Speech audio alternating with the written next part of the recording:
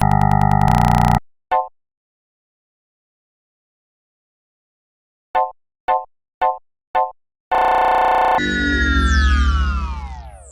and welcome to Red Gaming Tech. My name is Amato. Today is the 28th of April.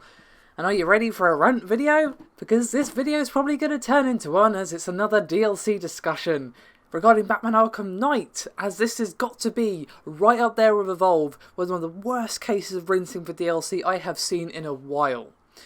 Now, let's begin. Basically, Arkham Knight has a season pass. Fair enough, not exactly unusual. But what is unusual is the price. Usually, a season pass is £20, let's just say. Usually. However, this season pass costs £32.99. And for that, for your £32, which is almost the cost of the game by itself, by the way, will get you regular content for 6 months following the launch of the game, which is of course on June 23rd. Now, the content will include story missions, additional supervillains, Batmobile skins, challenge maps, alternative character skins, and new drivable tracks. It doesn't stop there, though. The high price of the season pass isn't enough by itself. It raises an eyebrow, but we're not quite into rant territory yet. But I'm not finished, so it's okay, because there is the Batman Arkham Knight Premium Edition, which gives you all the stuff you get from the season pass, plus a few extras as well. On the PlayStation 4 and Xbox One, this costs £87.98. £90 for one game. And on PC, it's £67.98. £70 on PC.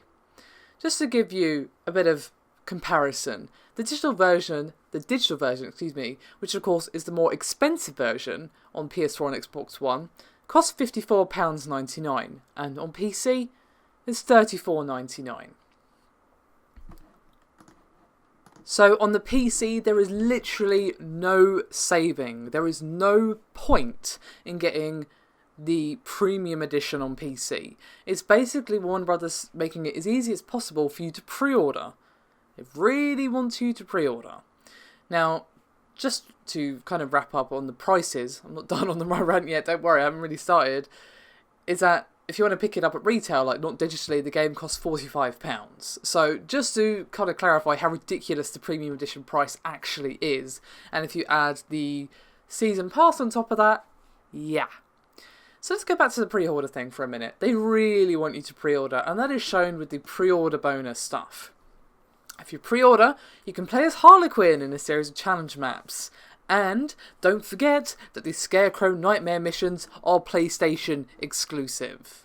And that's not even counting the retailer exclusive stuff, like the Red Hood story pack that you can only get from pre-ordering at GameStop, or the prototype Batmobile, which you can only get for pre-ordering at Walmart, or the Wayne Tech booster pack, which you can only get from Tesco's.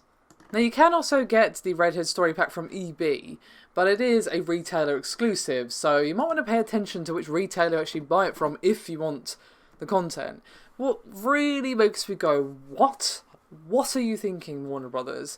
Is that if you want all the content for this game, you are being asked to pay an outrageous amount. Let's say I buy it on Steam on release, that's £35, and then I get the season pass. That brings it up to £67. And obviously on console, it's even more ridiculous because, well, assuming you buy it at retail, which is what most people do given how expensive digital versions are on the next-gen consoles, it's getting even more ridiculous. As just for the base game and the season pass, you are looking at £78, and that's with the cheaper retail version. What? So, okay, not only are you completely ridiculous with your pricing on the season pass, you've also got pre-order content of the wazoo, with Harley Quinn being a pre-order bonus, Scarecrow Nightmare missions being a PlayStation exclusive. I have no words. This is seriously right up there with Evolve. I'm sorry, but it is. And it's actually worse in a way, because it's Batman. This is a highly anticipated game. So is Evolve, you could argue, but it was a new IP. This is far from a new IP. This is Batman, a Rocksteady game. Obviously, the last Batman game we had was not by Rocksteady. This is looking like an excellent return to form. All the content, all the changes they made sound excellent. But then, Warner Brothers, they just can't resist.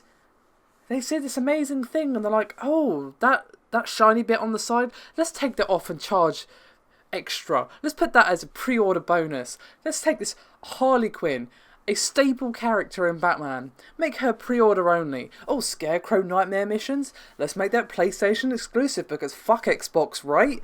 No, I'm sorry, but oh, oh, wow, I have no words. I'm sorry. I know it seems like I'm getting worked up, but this whole DLC thing has gotten so out of control. And people are understandably getting a little bit upset because, well, people are very much wise to this now. Companies might have been able to get away with this a while ago, but this has become far too widespread for people to be fooled by this now. At least, I hope so. Most people seem to be really against this, so it seems like the tide is definitely turning and people are getting pretty riled up by this kind of blatant nickel and diming. It's not even nickel and diming because a nickel and the dime is a fairly small amount of money.